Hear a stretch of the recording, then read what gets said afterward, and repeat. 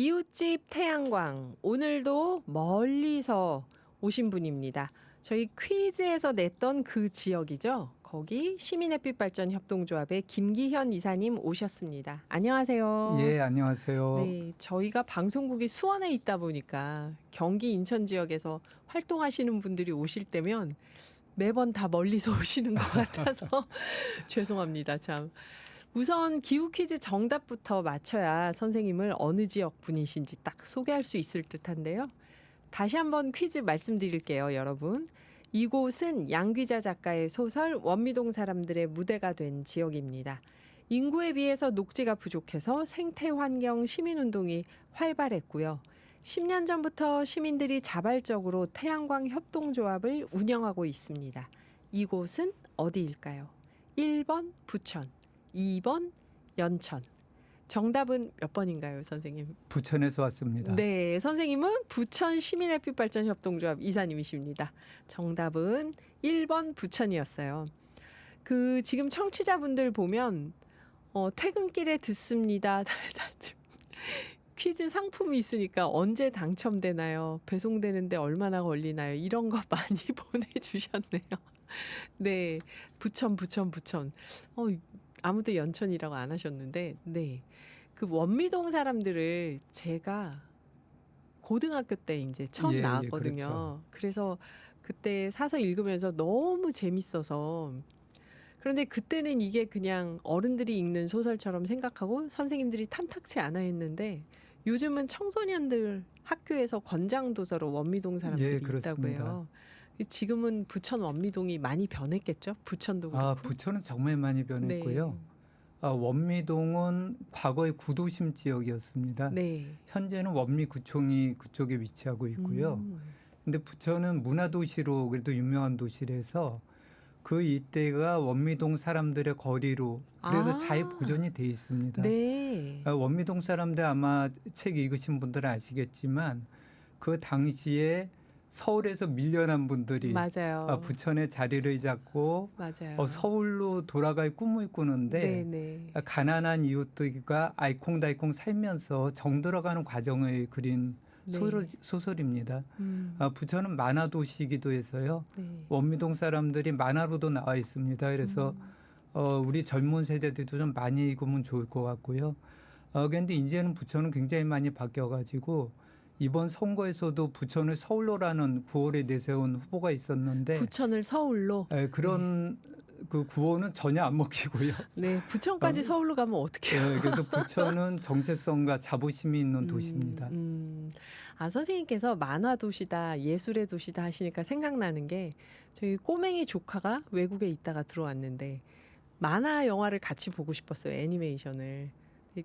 소리를 잘 못 듣는데 자막을 빨리 못 읽으니까 어떡할까 하다가 자막 있는 이 영화를 하는 곳이 없나요? 했더니 딱 한 군데 하루에 한 번. 예, 부천에 그 만화 박물관이더라고요. 예, 예. 그래서 거기 가서 보면서 와, 부천에 이런 게 있구나 하고 좀 놀랬었는데요. 선생님께서는 또 어떤 계기로 이런 시민햇빛 발전 일을 하시게 됐는지 여쭤봐도 될까요? 저는 원래 YMCA 연맹에서 일하다가 2003년에부터 이제 부천 YMCA에서 일을 시작했습니다. 네. 근데 부천이 문화도시기도 하고 도시 기반 시설이 잘 돼 있고 굉장히 자부심이 있는 도시인데 반면에 녹지율이 전국 최저고 그런가요? 인구密도가 서울 다음으로 전국 2위예요. 그런가요? 그러다 보니까 그에 따른 여러 가지 또 장점이 있는 반면에 문제도 있고 그런 문제를 어떻게 해결할까 하는 고민이 되기도 시작을 해서 그런데 또 이제 서울에 인접해 있다 보니까 계속 개발 수요가 있다 보니까 자연스럽게 생태환경 문제에 관심을 많이 가지게 됐고요. 네. 특히 제가 YMC에서 일하다 보니까 미래 세대와 관련된 삶, 그중에서 특히 기후위기나 생태와 관련된 문제들 그런 데 관심을 일찍부터 갖게 됐습니다. 네. 부천이 녹지가 최저라니까 깜짝 놀라게 되는데요. 예, 정말 그렇습니다. 근데 생각해 보니까 진짜 시청 부근에 시민공원인데 가보면은 다 보도블럭이고 정말 예. 나무가 많지 않았다는 기억이 나기는 예. 해요. 그렇구나. 그럼 부천에서 그렇게 생태환경 이슈로 시민들이 많은 관심을 갖고 활동을 한다면 선생님께서 부천에서 YMCA 일이나 여러 가지 활동하시면서 이건 참 인상 깊었다 하는 사례들이 있을까요? 뭐 굉장히 많이 활동이 있었고요. 뭐 원미산 살리기도 그렇고 좀 아. 전에 말씀하셨던 시청 옆에는 중앙공원인데 네네. 중앙공원은 그래도 부천에 굉장히 많이 사랑받는 녹지 공간입니다. 네, 그래서 죄송합니다. 그것을 이제 갖고 나온 게 굉장히 중요한 문제고요. 네네. 저희가 10년 동안 지역사회에서 굉장히 큰 이슈였다가 지금 불행하게 그 개발 사업이 확장이 됐지만 아마 시청자 여러분들도 3기 신도시에서 대장 신도시 얘기 많이 들으셨을 거예요. 그런데 그곳이 3기 신도시로 이제 개발 예정인데 그곳이 120만 평 논습지 지역입니다. 어머나. 그래서 저희가 환경이 열악한 부천에서 그나마 네. 환경이 논습지가 굉장히 생명의 다양성이 높은 공간입니다. 그래서 네. 그 한강 하구원하고 면하고 있어서 법정 보호종만 32종이 있고요. 네. 우리가 이름만 들어도 놀라운 제두루미, 큰 기러기, 금개구리, 맹꽁이 이런 천연기념물들이 사는 공간입니다. 네. 그런데 그곳을 개발한다고 해서 지역의 시민단체들이 굉장히 많은 문제제기를 하고 했었는데 최종적으로 국가개발사업으로 되면서 대장 신도시로 확장돼서 확정이 그 됐나요? 120만 평 논습지 중에서 100만 평이 아파트로 바뀔 예정입니다.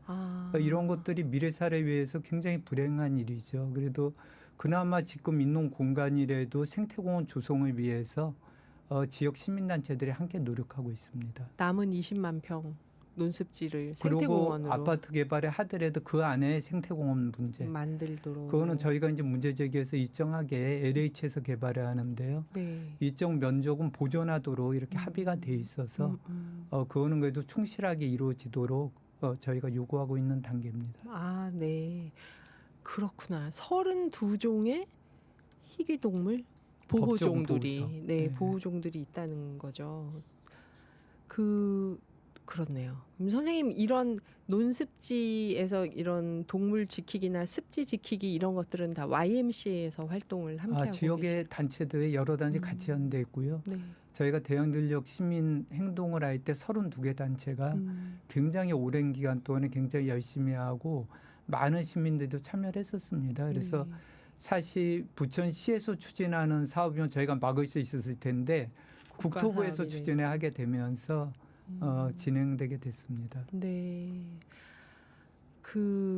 왜 이렇게 가는 데마다 희귀종들이 많냐, 멸종 위기종들이 많냐, 멸종이 아니니까 이렇게 가는 데마다 있는 거 아니냐 이런 얘기들을 한다 하니까 한번 나온 손님께서 그러시더라고요. 그게 아니라 멸종 위기 사는 데까지 쫓아가서 우리가 아파트를 짓는 거다. 예, 그 말씀이 맞고요. 네. 근데 이렇게 특별히 재생에너지를 시민햇빛발전협동조합처럼 재생에너지 사업에 참여를 하시게 된, 직접 만들자고 마음 먹게 된 계기가 있을까요? 저희가 제일 큰 계기는 저희가 지역에서 생태 시민운동을 많이 하다 보니까 네. 2011년에 후쿠시마 원전 참사 사건이 굉장히 저희들한테 충격적이었습니다. 네. 그 원전 참사가 지금도 해결이 안 되고 오염수 방류 문제가 계속되고 있잖아요. 근데 네. 그거를 지켜보면서 저희가 뭐 체르노빌 원전 참사라든지 그 전에 여러 가지도 원전 참사가 있었지만 그건 어떻게 생각하면 후진국형 참사라고 생각을 했는데 네. 세계 최고 기술을 자랑하는 일본에서 자연재해라고는 하지만 그런 원전 참사 이러는 거 보고 굉장히 충격을 받고 원전이 우리가 생각하는 것보다 굉장히 위험한 거로구나. 그럼 이 문제를 해결하기 위해서 시민단체들이 뭔가 해야 되겠다고 시작을 해서 2011년부터 논의를 하고 그 논의가 좀 구체화되면서 2013년 부천시민 햇빛발전협동조합이 창립되게 됐습니다. 네. 선생님 그런 설명 지금 저는 처음 듣습니다. 일본 정도의 기술 선진국이 이렇게 해결 못하는 일이면 이게 도대체 얼마나 위험한 거냐. 예. 네, 팍 와닿는데요. 말씀을 들으니까 시민협동조합, 햇빛발전협동조합이 지금 부천에서 10년 정도 됐다고 들었는데요. 예, 그렇습니다. 그러면 일본의 원전 사건으로 그때 다른 분들과 다 모여서 지금까지 왔던 건가요? 어떻게? 예. 저희가 그 부천시민햇빛발전 협동조합이 좀 특이한 게 네. 2013년 7월 창립 당시에 조합원은 24명이었었고 단체 조합원이 5곳이었어요. 아. 그래서 시작할 때도 출자금을 1억 1,600만 원을 모금을 했습니다. 그래서 네. 이게 숫자에 비해서는 굉장히 많은 출자금이잖아요. 그러네요. 그래서 어떻게 보면은 일반 협동조합보다 지역에 오랫동안 활동했던 중요한 시민단체들이 중심이 돼서 시민단체 회원들이 참여해서 후쿠시마 원전 사고를 계기로 적극적으로 우리도 재생에너지를 통해서 에너지 전환을 해야 된다는 의지가 모아져서 시작된 독특한 조합입니다. 네. 어떤가요, 여러분? 저는 말씀을 들을수록 점점 더 흥미진진한데요. 음악 듣고 5부에서 부천 시민햇빛발전협동조합 김기현 이사님과 이야기 이어가겠습니다. 2236님, 쑥디님 오늘도 출석합니다. 제가 사는 아파트도 부천이랑 가까워서 그런지 서서울 호수공원 지나서 고강동을 걸어보면 부천 오정구 고강동을 걸어보면 기후와 환경에 대해서 많은 것을 생각하게 됩니다. 주택가가 많은데요. 항공기 소음 피해도 심하고요. 부천도 항공기 소음 피해가 있군요. 예. 최윤경님, 감기 때문에 진저리 치고 있습니다. 몇 년 전에 만화박물관 다녀왔는데 재밌었어요. 어린이들은 더 재밌어 할 것 같아요. 5월에 부천 나들이 강추합니다. 복사골 부천. 네, 가보셨군요. 한종애님, 부천에 대해서 잘 모르는데요. 원미동 사람들 책을 보고 싶네요. 오늘 부천 이야기 많이 듣고 싶습니다. 그러셨어요. 오늘 부천 시민햇빛발전협동조합 김기현 이사님과 태양광 사업에 대한 이야기를 나누려고 하는데 부천 얘기가 훨씬 더 재밌죠, 여러분. 저도 지금 부천 얘기가 재밌어서 말씀 들으면서 네, 그 이사님이 선생님이 부천 시민햇빛발전 협동조합이 예. 이제 만들어진 지 10년 정도 됐다 하셨는데요. 저희 썸네일 사진 나오는 거 보니까 정말 그 다양한 시민분들이 모여 있다는 힘이 느껴져요, 사진에서. 예, 감사합니다. 그동안 어디 태양광 발전소를 설치하셨나요? 저희가 2013년에 협동조합을 시작을 했고요. 네. 2014년 7월에 부천시 자원순환센터 옥상에 1호기 부천 햇빛 1호기를 준공했습니다. 네. 그건 40kW였어요. 그래도 40kW였어도 엄청 뿌듯했고요. 1호기니까. 네. 예. 그런데 2015년 들어서서 부천시에서 대장동 산업공단, 이게 나중에 대장 신도시로 바뀌었습니다. 네. 그리고 상동 영상단지 초대형 복합 쇼핑몰 건립 이런 문제가 발생되면서 계속 이제 시민단체랑 극한적인 갈등 관계에 돌입하게 되니까 저희가 공공부지를 얻기가 굉장히 어려웠습니다. 네. 사실 햇빛 발전 100kW 생산을 위해서는 약 145평 정도 부지가 필요합니다. 그러니까 저희가 뭐 성당이나 학교나 여러 군데 알아봤지만 공공부지 아니면은 참 구하기가 어려웠었습니다. 네. 그러다가 2021년 12월 7년 만입니다. 네. 1호기 만들고 2호기가 수원 경기아트센터 옥상에 저희만이 아니라 경기도 세계협동조합이 같이, 그래서 이 햇빛이 경기도 시민햇빛 1, 2, 3호기예요. 그래서 거기에 저희가 같이 참여를 하면서 100kW를 만들게 되고요. 그 7년 만에. 네, 7년 만에 2호기. 2호기. 네. 그러고 22년 4월에 3호기를 의정부 호원 테니스장 옥상에, 이것도 100kW입니다. 네. 이거는 경기도 5개 협동조합이 같이 만들게 되고요. 그리고 드디어 22년 11월, 네. 그러니까 1호기 만들고 8년 만에 부천의 한신공영 주차장 옥상에 100kW를 새롭게 만들어서 와. 현재는 340kW 하고 있고 올해도 한 100kW 2개 정도 이렇게 추진하고 있습니다. 네. 진짜 8년 만에 다시 부천으로 돌아와서 이번에 목표로 했던 100kW를 세우셨네요. 이게 말씀을 들어보면 그래서 부천 혼자서 한 게 아니고 경기도 지역의 여러 시민햇빛발전 협동조합하고 또 힘을 모으셨구나 하는 생각도 들고, 부천에서 100kW 그 큰 도시에 100kW를 설치할 수 있는 부지를 구하는 게 또 이렇게 시간이 걸리는 어려운 일이었구나 하는 생각도 들고요. 근데 그 부천 공공주차장 지붕에 태양광을 운영하면 100kW 얼마나 많은 사람들이 어떤 혜택을 볼 수 있는 걸까요? 예, 100kW를 만들면은 연간에 13만 kW 정도 전력 생산이 됩니다. 네. 이거는 기후 위기 대응을 위해서는 약 54톤 정도 이산화탄소 절감 효과가 있다고 얘기를 하고요. 평균 가구로 따지면은 46가구 정도가 네. 1년 동안 전기를 이용할 수 있는 정도의 수준입니다. 그래도 1년 동안 46가구가 오직 태양광으로만 사용할 수 있는 그럼요. 거잖아요. 예.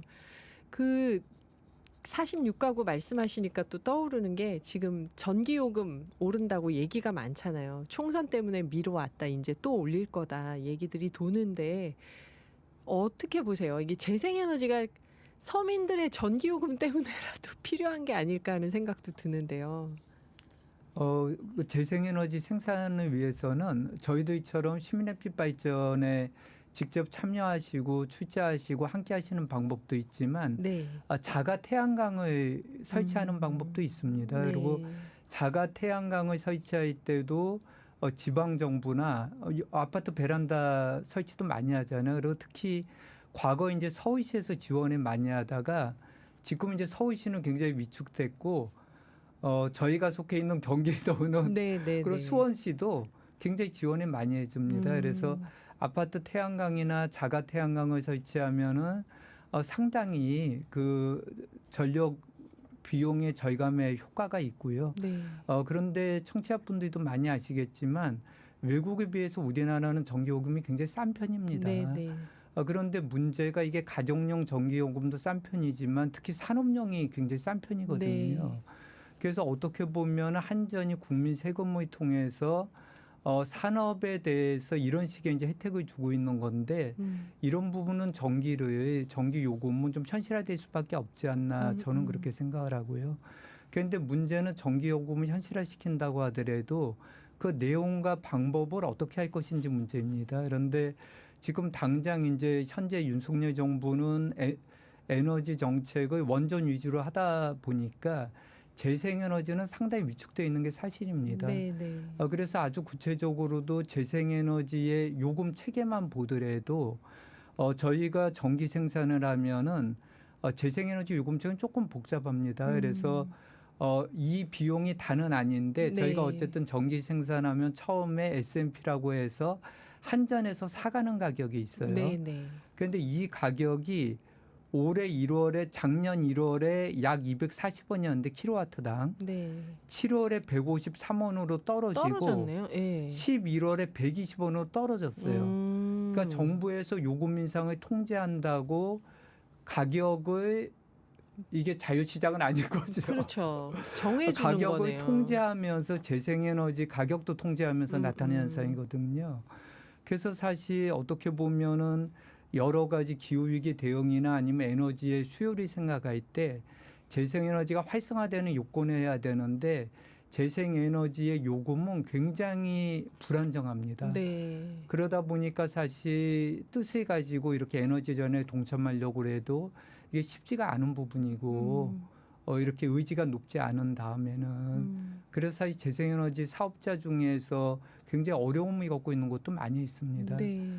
그래서 시민 여러분들도 일단 자가 태양광부터 좀 정부나 아니면은 지자체 지원을 할 때 그때 응모하셔서 좀 이렇게 지원을 받아서 설치하면은 에너지 절감에는 상당히 효과가 있고 본인이 에너지 생산자가 되면서 에너지에 좀 더 적극적인 관심을 가지게 되고 그런 정보는 지역에 있는 시민햇볕 발전에 안내 전화를 주시면은 자세한 안내를 받을 수 있습니다. 네. 이렇게 한전이 사가는 가격이 뚝뚝뚝 떨어지면 햇빛발전소 사업을 하려고 하는 분들, 관심 있는 분들을 상당히 의욕이 떨어지게 만드는 부분이 될 수도 있을 텐데 아무래도 다른 사명감으로 또 더 열심히 하시는 거겠죠. 예, 네. 그렇습니다. 현재로서는 그런데 어쨌든 이게 모든 이들이 예측 가능성이 있어야 되는데 네. 이게 너무 불안정하다 보니까 여러 어려움을 갖고 있는 거죠. 네. 미래지향적인 일을 하고 있음에도 불구하고. 네, 네. 깊이 공감이 가는데요. 부천 지역에 이제 1기 40kW 8년 다른 곳을 한 바퀴 돌고 오셔서 다시 100kW 예. 세우셨는데요. 앞으로 어디에 이 시민 태양광 설치를 더 하고 싶으신지. 부천이 이제 공간이 좁고 네. 여기가 건물들이 많다 보니까 네. 사실 건물 옥상에 태양광 하는 게 굉장히 중요한 문제입니다. 그래서 공용 주차장마다 가능하면 태양광을 다 설치하는 게 중요한 문제고요. 네. 그다음에 두 번째는 저희가 부천시랑 얘기하고 있는 게 부천의 종합운동장에 거기 주차장 부지에 태양광 설치하는 거를 부천시랑 적극적으로 부천시도 검토를 하고 있는데 문제가 저희가 공공부지에 태양광을 설치하게 되면 임대료를 납부하게 됩니다. 네. 그런데 옥상만 하더라도 조례에 의해서 여러 가지 감면을 받아서 저희가 감당 가능한 임대료를 내게 되는데 일상적인 2층에 있는 주차장 같은 경우는 이게 임대료가 수입의 상회할 정도의 임대료가 나오게 돼 있어요. 네. 그래서 태양광을 발전시키기 위해서는 그리고 특히 이제 여름철 같은 경우는 주차 부지에 태양광 설치되어 있으면 굉장히 주차하는 분들도 편하고 네. 과거에는 이제 주차면을 줄이는 문제 때문에 여러 가지 갈등이 있었다면 지금은 태양광 설치에 대해서도 기술이 발전하면서 주차면에 대한 잠식은 최소화시키고 태양광 설치가 가능합니다. 그러니까 이런 제도적 개선이 필요한 부분입니다. 네. 임대료의 문제가 또 여기 있었네요. 잠시 노래 듣고 쉬었다가 또 말씀 마저 이어가 보겠습니다. 네, 부천 시민햇빛발전협동조합 김기현 이사님과 이야기 나누고 있는데요. 부천에서 옥상이나 주차장을 활용해서 태양광 시설을 더 많이 지었으면 좋겠다 여러 얘기를 해주셨는데 그러려면 아무래도 공공기관 담당자들의 협조가 좀 필요하겠죠. 예, 그렇습니다. 일단 시장께서 네. 민간 거버넌스나 기후위기 대응 에너지 전환에 대한 인식이 있어야지 좀 그게 가능하고요. 그래도 다행히 현재 부천시장께서는 이제 그런 정책 협조라든지 민간 거버넌스를 좀 적극적으로 하시려고 하니까 네. 이제 그런 여건은 돼 있습니다. 그런데 이게 이제 저희가 햇빛 발전을 하게 되면은 그 일은 일단 에너지과나 에너지 팀의 역할이 됩니다.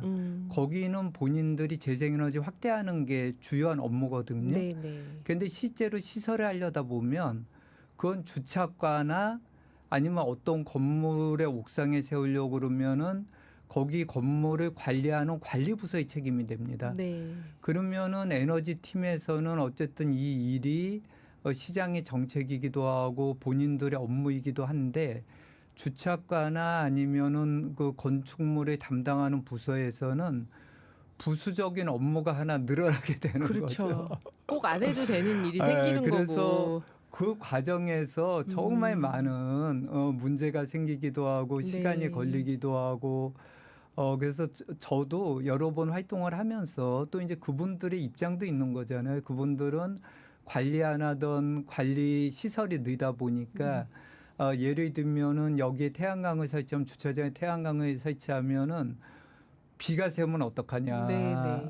건물이 없었다가 그러다가 태양광 설치한데 혹시 주차하다가 시민이 그걸 들이받으면 어떡하냐. 그렇겠네요. 이런 이제 여러 가지 문제에 예, 대해서 근데 뭐 그것도 사실 담당하는 공무원으로서는 이해할 수 있는 일이죠. 네, 네. 근데 그거를 단지 그냥 보수적으로 만 생각하는 게 아니라 그럼에도 불구하고 에너지 전환이라는 시대적인 변화에 대해서 뭔가 함께 참여하려는 의식을 함께 만들고 그런 문제를 해결하려고 하는 게 정말 산 넘고 물 걷고 오랜 시간이 걸리는 문제고요. 그래서 네.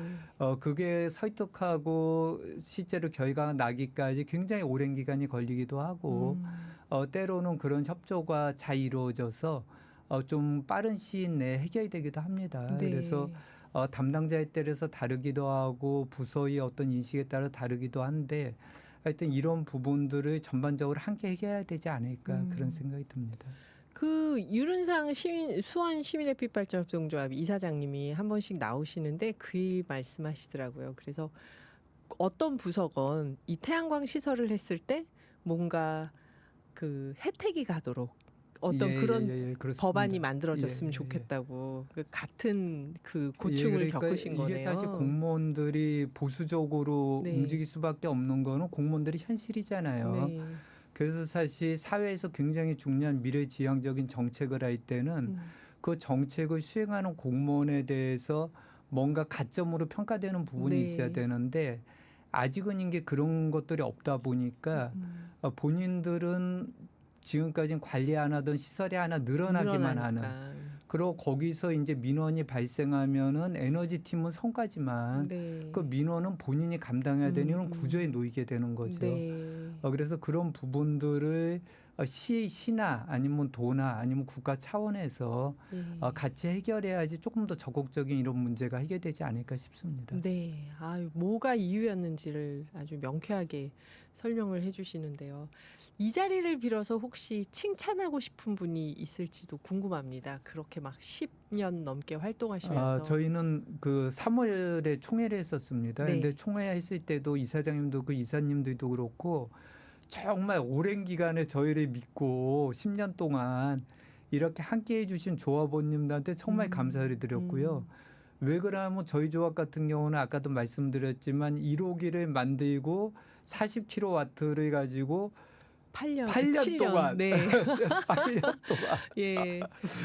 이게 사실은 7년 동안 예, 예. 그러다가 이제 100km 만드는데 또 다른 지역에 하니까 조합원들은 아니 우리가 부천 지역의 탄소 중립에 기여를 해야 되는데 왜 다른 지역만 하냐.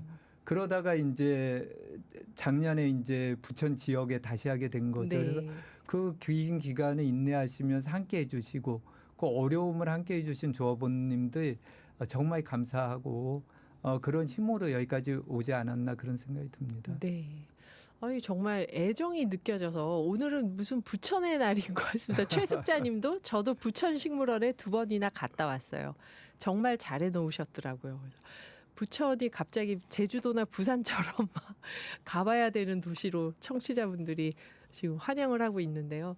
마지막으로 청취자분들께 또 이번 총선을 통해서 당선된 22대 국회의원 분들께 하시고 싶은 말씀이 있다면요.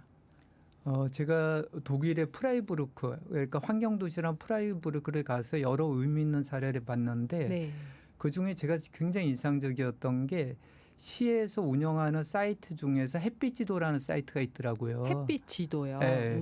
그래서 거기는 어떤 시민이나 들어가서 자기 지붕의 옥상을 보면은 그 옥상에 햇빛 발전을 설치할 경우에 그 조도가 얼마나 되는지 그러니까 좀 좋은데 안 좋은데 네. 아주 좋은데 네. 그리고 설치하려면 시설비가 얼마 드는지 그중에서 혹시 지원을 받으려면 어떤 방법들이 있는지 네. 그리고 그게 그렇게 하면은 시간이 지나면 어떻게 수익이 발생되는지 이런 거를 만들어서 시민 누구나 쉽게 참여할 수 있게 구조를 만들었습니다. 프라이부르크에서요. 예. 오. 그래서 저도 그걸 보면서 사실 에너지 전환은 기후위기 시대 에너지 전환은 인류 생존의 문제고 네. 우리 미래 세대의 가장 중요한 문제인데 이런 문제와 관련해서 제도, 혁신적인 정책, 그리고 혁신적인 실행 이런 것들이 함께 돼야 되지 않을까. 그런데 그런 것들이 이루어지기 위해서는 시민들이 구체적으로 참여하고 시민들이 참여가 어떤 결과로 갈 수 있는 그런 선순환의 구조를 국회에서 좀 적극적으로 모색해야 되지 않을까 그런 생각이 듭니다. 네.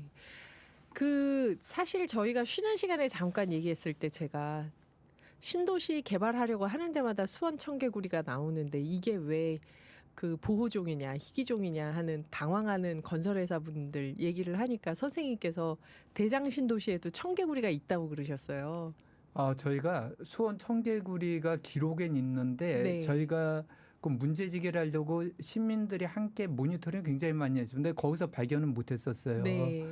근데 저희가 계속 그 환경영향평가 초안의 부실성을 문제 제기하니까 본안 조사를 했는데 거기서 수원 청개구리가 발견돼서 저희가 만세를 불렀습니다. 아, 네. 그래서 맹꽁이 얘기를 아까 해주셨잖아요. 저 혼자 듣기 아까워서. 저희가 맹꽁이가 굉장히 많거든요. 네, 네. 그런데 개발하는 분이 저랑 좀 친해지더니 저한테 오더니 아니 저는 서울에서 자랐는데 제가 어렸을 때는 서울에도 맹꽁이가 그렇게 많았는데 맹꽁이가 법적 보호종이에요? 그렇게 저한테 물어보더라고요. 제가 깜짝 놀라가지고 네. 아니 그때 서울하고 아, 지금의 서울은 너무 다르고 네. 지금 맹꽁이도 정말 드물고 맹꽁이 있는 것이 법적 보호종이고 그것을 함부로 개발하면 안 되고 또 개발할 경우에 환경부에 신고해야 됩니다. 네. 그리고 서식지 만들어줘야 되거든요. 맹꽁이들을 위해서요. 이런 환경이 이렇게 바뀐 거죠, 사실. 그렇죠. 예. 어릴 때 맹꽁이가 여기저기 다 있었는데 대체 왜 보호종이냐 그렇게 생각하실 수 있죠. 이제 그 세대 분들은. 네, 이 얘기로 마무리를 하고 싶었던 게 이런 생명을 지키는 중요한 이유가 태양광을 하고 계시는 것과 연결이 되지 않을까 하는 생각을 했습니다. 지금까지 부천 시민햇빛발전협동조합 김기현 이사님이셨습니다. 감사합니다, 선생님. 예, 감사합니다. 네. 오늘 이야기는 여기까지고요.